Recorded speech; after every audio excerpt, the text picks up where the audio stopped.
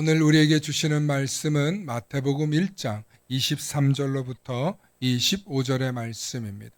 마태복음 1장 23절로부터 25절의 말씀 우리 한 목소리로 함께 합독하십니다.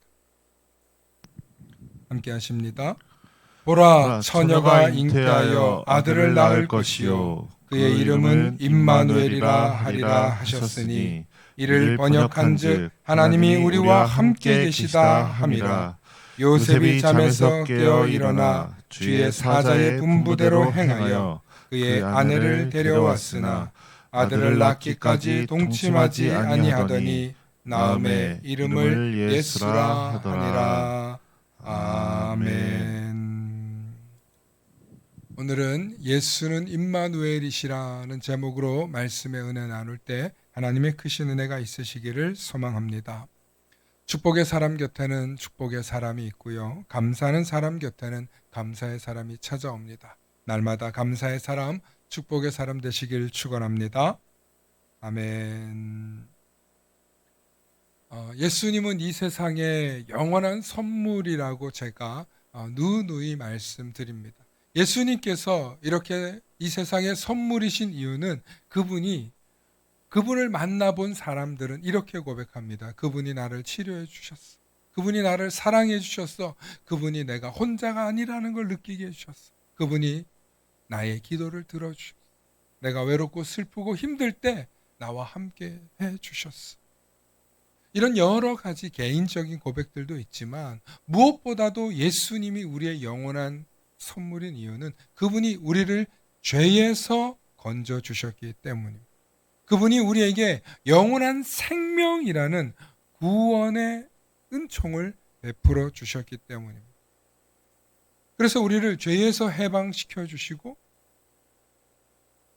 영원한 생명인 구원의 문제가 해결되었기 때문에 우리는 이 세상에서 채울 수 없는 우리의 욕심을 따라 살아가는 게 아니라 이 세상에서 사는 걸로는 채워지지 않는 걸 어느 정도 살아보면 알아요. 아, 내가 더 가질 수 없구나. 아무리 울고 떼써도 내가 원하는 대로 안 되는. 그런데 이 구원조차도 내가 아무리 울고 떼써도 못 얻어진다면 얼마나 억울하겠어요. 그런데 예수 그리스도를 믿기만 하면 그 구원이 우리에게 선물로 주시니 얼마나 값지고 감사합니까? 할렐루야. 찬송 중에 그런 찬양이 있어요. 울어도 못하네. 힘이 있어도 못하네. 그런데 믿으면 하겠네. 예수 그리스도를 믿음으로 저와 여러분들이 구원의 선물을 얻게 되신 줄로 믿습니다.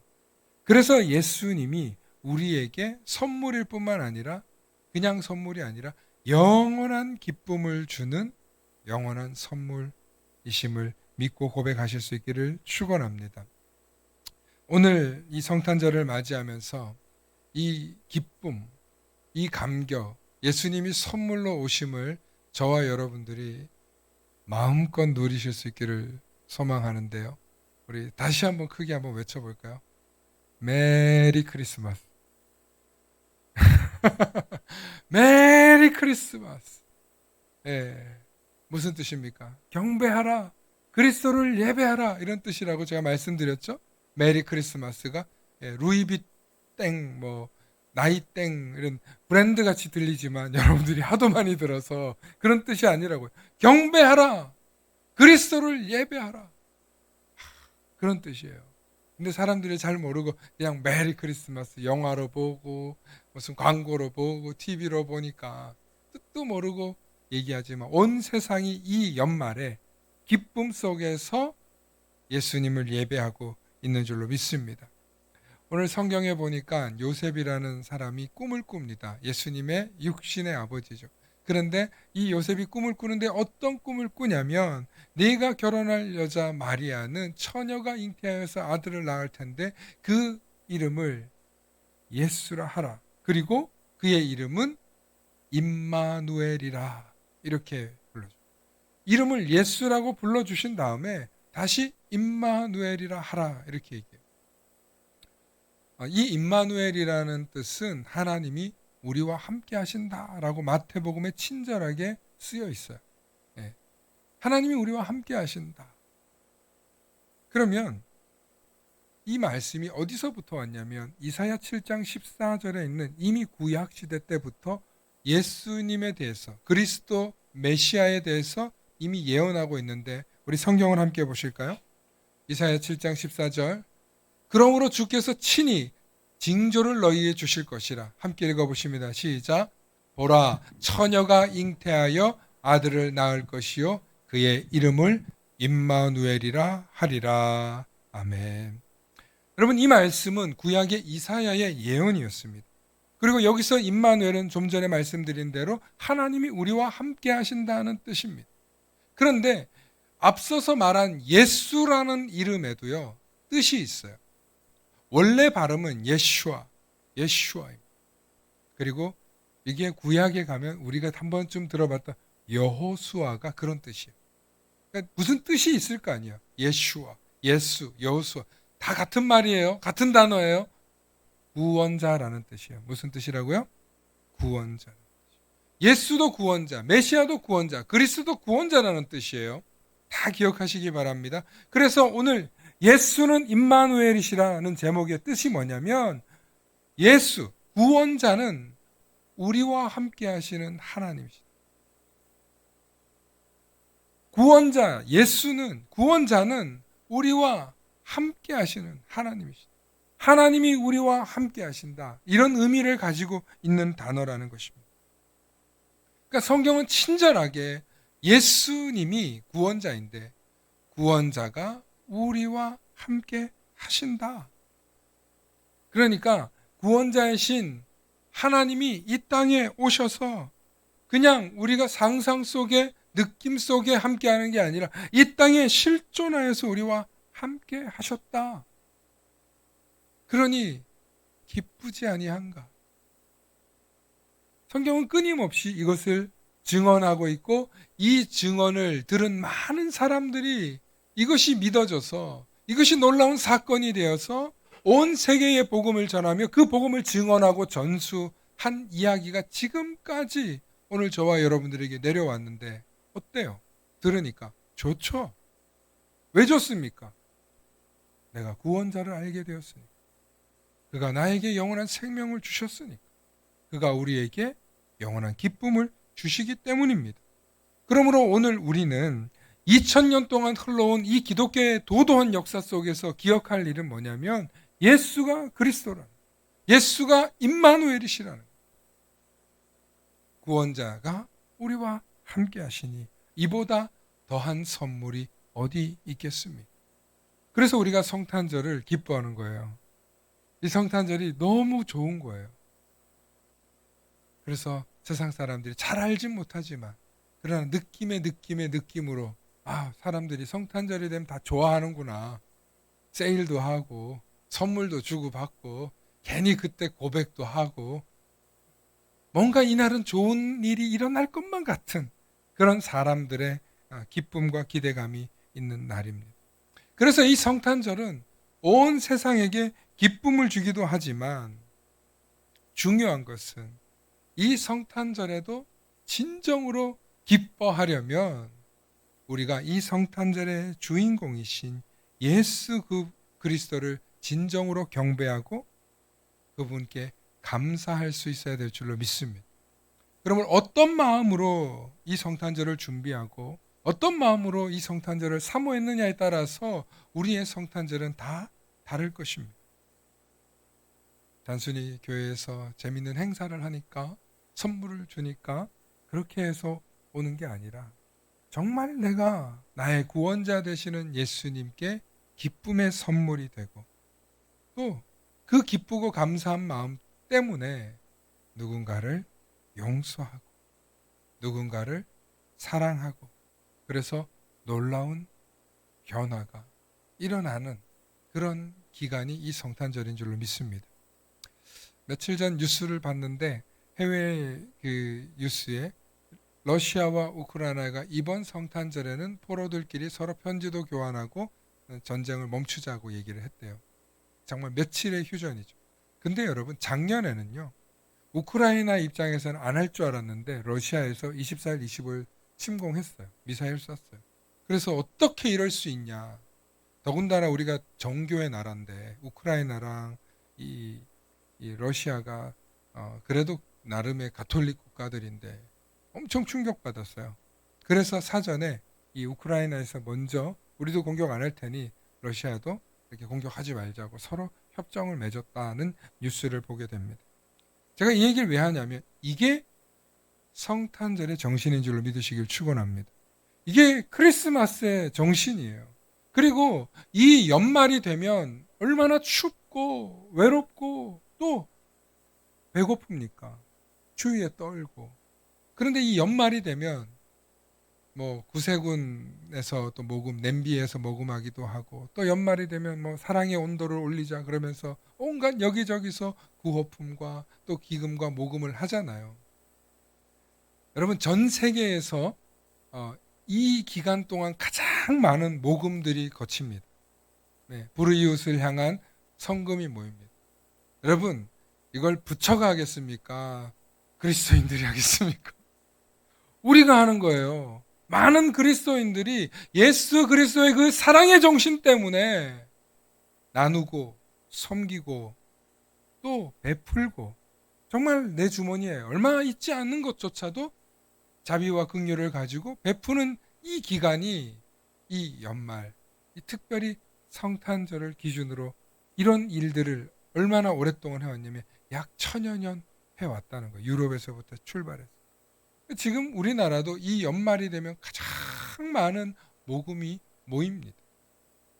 그래서 이것으로 가난하고 불우하고 힘이 없고 외롭고 쓸쓸하고 춥고 배고픈 분들에게 나눔이 이루어지니 이 얼마나 아름다운 계절입니까? 단순히 그런 시즌이요 계절이라는 게 아니라 이 모든 일의 발단이 누구 때문이에요? 예수님 때문이에요. 성탄절의 기쁨을 나누는 거예요. 그래서 저는 이 성탄절이 되면 꼭 하는 문학 소설이 있습니다. 톨스토이의 구두수송공 마르틴 아저씨 혹은 마르틴 할아버지 이야기를 합니다. 여러분 다 한 번쯤은 들어보셨을 이야기예요. 마틴은 예수님을 너무너무 사모하고 사랑하던 인물이에요. 그래서 평상시에도 성경을 읽고 기도하면서 잠자던 인물이에요. 그런데 이번 성탄에는 정말 예수님이 만나보고 싶은 거예요. 그래서 그가 하루는 정말 예수님 만나고 싶다고 그렇게 기도하는데 성탄을 이틀 앞둔 그날 밤 마틴에게 예수님이 찾아오셔요. 마틴아, 마틴아, 내가 내일 너를 찾아가겠다. 그 꿈이 너무 생생해서 다음날 아침 콧노래를 부르며 하루의 일과를 시작합니다. 추운 겨울에 저 마당 쓸고 있는 한 아저씨가 노인이 보입니다. 보니까 스테판 할아버지. 그 할아버지에게 친절을 괜히 베풀고 싶은 거예요. 불러다가 따뜻한 차를 마시게 하고 난로에서 몸을 녹이게 합니다. 그래서 이 할아버지가 나오고 그리고 잠시 후에 한 여인이 추위에 떨면서 문을 열어달라고 하면서 구두수동 방으로 들어옵니다. 그러면서 보니까 너무나 낡은 옷을 입고 있는데 외투도 없는 그런 모습으로 가난에 떨고 있어요. 배고픔에 움츠리고 있어요. 그래서 따뜻한 스프를 먹이고 그리고 자기가 입지 않았던 외투를 꺼내서 이 여인에게 덮어주죠. 그런데 아직도 예수님이 안 찾아와요. 그래서 시내로 나가서 보니까 한 소년이 음식점에서 굉장히 혼을 나고 있는 거예요. 음식을 훔쳤어요. 그래서 이 아이의 이름이 노엘인데 이 아이의 음식값을 대신 지불해주고 넉넉히 음식을 사서 이 아이를 보냅니다. 그러고 보니 어느새 해가 뉘엿뉘엿져서 자기 자신은 예수님을 만나지 못한 거예요. 그런데 그날 밤에 꿈에 예수님께서 나타나셔서 마티나 마티나 오늘 내가 너를 3번 찾아갔는데 너무나 고맙다 하면서 세 분의 모습으로 변합니다. 이게 톨스토이가 쓴 구두수송고 마틴의 이야기인데 많은 아이들이 또 이 책을 동화로도 읽고 또 많은 분들이 이 이야기를 알 것입니다. 사랑하는 성도 여러분, 톨스토이는 매우 독실한 그리스도인이며 기독교 사상가이며 그는 소설을 통해서 자신의 사상을 녹여낸 위대한 대문호라는 칭호가 있습니다. 그에게는 많은 주인공들이 있는데 주인공들의 특징들이 있는데 대부분 삶의 의미에 대해서 고민하는 사람들이고 하나님을 만나고 싶어하는 사람들에 대한 이야기가 많은데 특별히 이 마틴의 이야기에서 보면 우리가 얻을 수 있는 세 가지의 교훈이 있어요. 그 첫 번째 교훈이 뭐냐면 예수님을 만나고 싶어서 예수님을 너무너무 사랑했다는 거예요. 예수님. 평상시에 말씀을 읽고 기도하고 예수님을 만나고 싶어 했다는 것입니다. 제가 두 번째 말씀 제목이 이렇게 썼습니다. 예수님 그리스도를 만날 만한 사람이 따로 있다. 이런 마틴처럼 예수 그리스도를 만나고 싶어 하는 간절함을 앞두고 있는 사람들이 예수 그리스도 만나게 되는 줄로 믿으시길 축원합니다. 예수님을 너무너무 사랑하는 거예요. 두 번째는 반드시 특징이 있는데 구두수성공으로서 성실한 삶이었어요. 마틴의 삶을 보면요. 이 전체적인 소설을 보면 굉장히 성실했다고 기록되어 있어요. 톨스토이는 굉장히 FM적인 사람을 좋아해요. 그래서 성실한 일상에 그런데 여러분 구두수성공이라고 하면 그 당시에 탁월한 직업이나 많은 돈을 버는 사람이 아니에요. 서민이에요. 비록 서민이지만 많은 돈을 벌지 않지만 그가 자기의 맡은 일에 최선을 다하면서 하루하루 근근히 살아가는 사람이지만 그런 인물들도 사랑과 자비와 자선을 나눌 수 있다는 거예요. 제가 얼마 전에 소개해드렸던 일산에 살고 있는 제가 지금 갑자기 이름 생각이 안 나는데 구두수성공 아저씨 이야기가 있어요. 수년 동안 수억 원의 그 자선금을 내었습니다. 구두수성공으로 돈을 벌었죠. 얼마나 많은 사람들의 냄새나는 구두를 닦고 고치고 하면서 돈을 벌었겠어요. 그런데 정말 많은 유산이 생겼는데 갑자기 그걸 오히려 다 기부하고 나눔의 삶을 실천한 분의 이야기가 여러분 뉴스에서 본 적이 있을 것입니다. 여러분 우리도 큰 부자는 아니어도 이렇게 내 일에 성실하고 최선을 다해서 남들과 나누는 삶을 살 수 있는 줄로 믿으시길 축원합니다. 세 번째, 결국 그는 나눔을 실천하는 사람이었다는 거예요.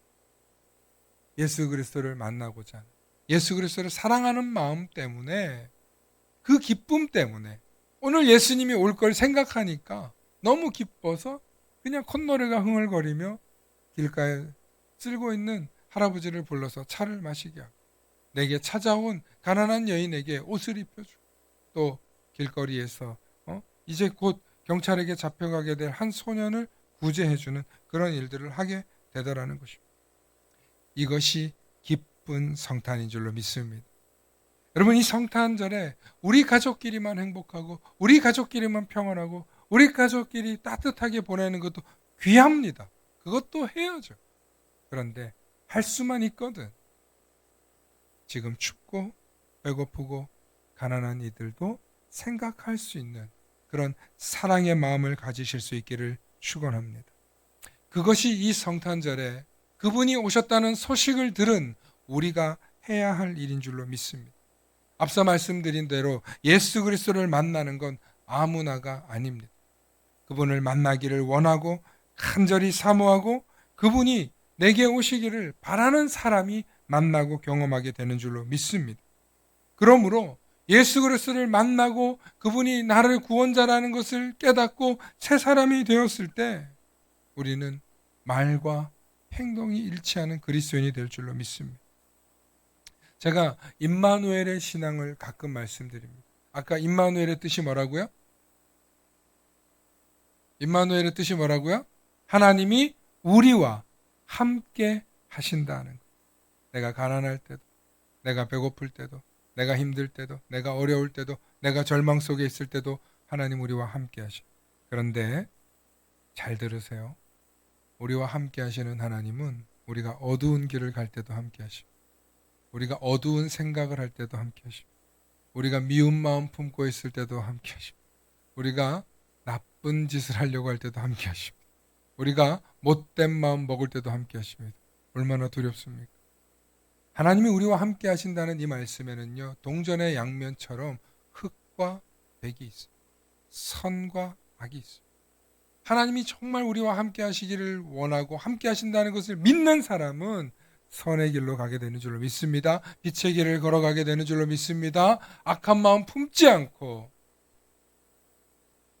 비록 내가 이렇게 정당하게 미워하고 원망할 수 있는 그런 상황임에도 불구하고 하나님이 우리와 함께 하신다는 걸 믿는 사람은 용서하고 또 용서하고 사랑하고 섬기는 그런 삶이 되셔야 될 줄로 믿습니다.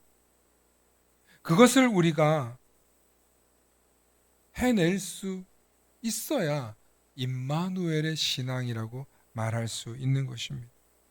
오늘 성탄절에 우리가 하나님께 함께 하시는 우리 하나님이 우리와 함께 하심을 믿는다면, 그것을 온전히 믿는다면 우리는 하나님께 우리의 시간도 우리의 물질도 하나님이 원하시는 곳에 우리의 손길과 봉사도 이어져야 될 줄로 믿습니다. 여러분, 우리 말에 고기도 먹어본 사람이 먹는다는 말이 있어요. 그죠? 고기도 먹어본 사람이 먹는다. 따릅시다. 은혜도 받아본 사람이 더 많이 받는다. 은혜도 받아본 사람이 더 사모하고요. 은혜도 받아본 사람이 나눌 수 있는. 그래서 저는 은혜도 예수님을 만날 수 있는 사람이 만나는 거고, 은혜도 받을 수 있는 사람이 받는다는 거예요.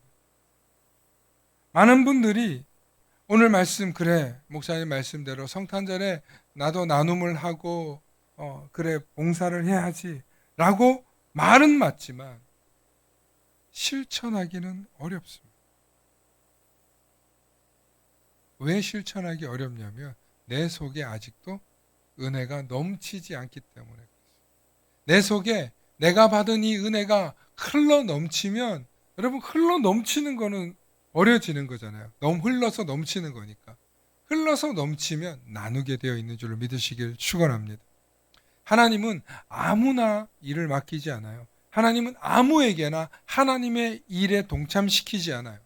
하나님의 일을 감당할 수 있는 사람을 하나님은 부르시고, 하나님의 일을 감당할 수 있도록 그 사람에게 감당할 만한 힘과 능력과 은혜를 부어주시는 줄로 믿습니다. 그래서 여러분 너무 걱정하지 마세요. 교회에서 막 뭔가 많은 일을 해야 될 것 같다. 여러분, 그것도 착각이에요. 하나님이 주시는 대로 하실 수 있기를 축원합니다. 하나님이 여러분들에게 은혜를 주시고 이 일을 맡길 만한 사람에게 맡기는 거예요. 그래서 우리는 하나님의 풍성한 은혜를 사모하는 게 먼저인 줄로 믿습니다. 하나님 은혜를 주시옵소서. 하나님, 제가 하나님의 은혜를 느끼길 원합니다. 하나님 은혜 언제 느립니까? 하나님의 은혜가 언제 충만해 주십니까? 갑자기 막 일이 잘 되고, 갑자기 막 사업이 잘 돼서 돈이 잘 벌리고, 갑자기 내게 소원했던 기도의 제목들이 응답되고, 그러면 그것도 하나님의 은혜라고 고백할 수 있으면 그건 하나님의 은혜일 것입니다. 그런데 정말 하나님의 은혜가 우리 속에 강같이 흘러넘치는 건요, 우리가 구원받은 백성인 게 확신되어집니다.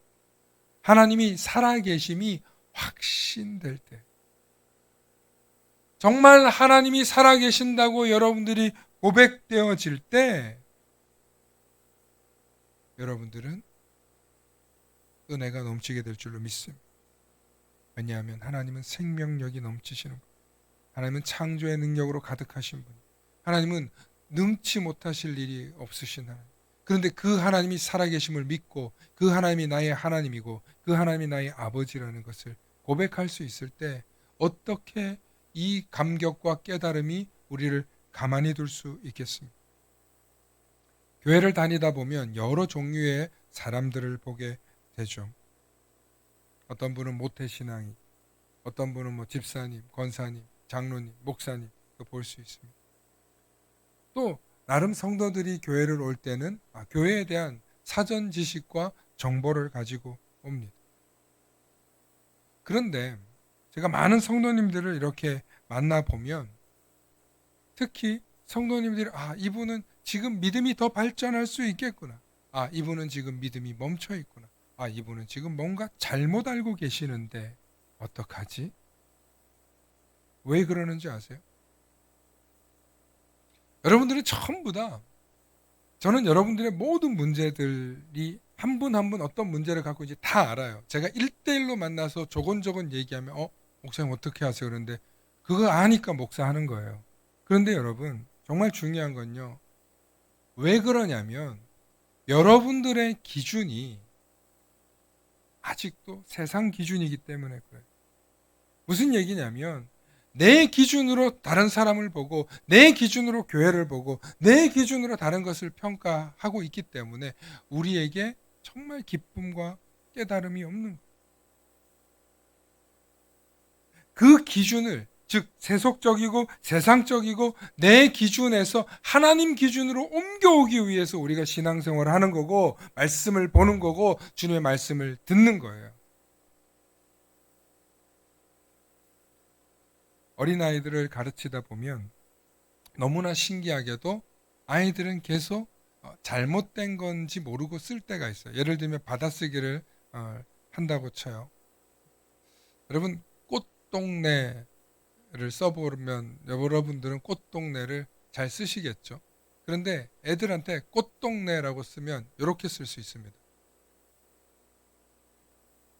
잘 썼어요? 왠지 웃음이 나오는 거 보니까 네, 좀 그렇죠. 네, 제 의도한 대로 잘 된 것 같아요. 꽃동네가 맞아요? 어떻게 써야 돼요? 꽃동네 이렇게 써야 되잖아요. 그런데 아이들은 모르지만 틀렸기 때문에 계속 써요 이걸. 근데 선생님 눈에는 얘가 이걸 정말 모르는구나. 가르쳐줘야 되겠다 하고 보이는 거죠. 어른과 선생님은 아이들이 뭘 잘못하고 있는지 알아요. 문제는 그 얘기를 아이들은 들어요. 그런데 어른이 되고 성인이 되면요. 그 자존심 때문에 혹은 마음의 문을 닫아버렸기 때문에 여러분들에게 가르쳐 주려고 해도 안 들어요. 여러분들이 꽃동네를 몰라서 여러분들한테 이 얘기를 하겠습니까? 아니. 신앙생활은 이렇게 해야 되는 겁니다 라고 알려줘도 목사님 다음번에 목사님 꽝 다음 기회에 이런 기분이에요. 제가 말씀을 드려도요. 그런데 제가 누누이 말씀드리지만 미국에서 정말 부자들이나 성공한 사람들의 특징이 있고 우리나라에서도 성공한 사람들의 특징이 있어요. 그분들의 특징이 뭔지 아세요? 항상 공부한다는 거예요. 책을 가까이 한다는 거예요. 여러분 교회 다니면서 신앙생활하면서 여러분들의 삶의 모든 것을 가르쳐주는 성경이 있는데 여러분 성경 주일날만 와서 이 말씀 잠깐 듣고 돌아가잖아요. 그러면 여러분들 거 안 돼요. 제가 만나 여러분들한테 보내드리잖아요. 여러분들 만나 그거 여러분들 정말 매일매일 묵상하면요. 엄청 은혜 받거든요. 그런데 늘 피드백은 누구한테 오냐? 딴 교인들한테 와요. 우리 교회를 선교하고 우리 교회를 후원하는 분들한테 와요. 목사님 너무 감사해요. 오늘 제가 받을 은혜였어요. 목사님 감사해요. 커피 쿠폰도 보내고요. 어떨 때는 막 정말 너무 감사해서 자기가 뭔가 이렇게 주고 싶어가지고 보내기도 하고. 여러분들한테는 제가 여러분들 관리하는 프로그램으로 생각하는데 저는 절대 그런 뜻이 아니에요.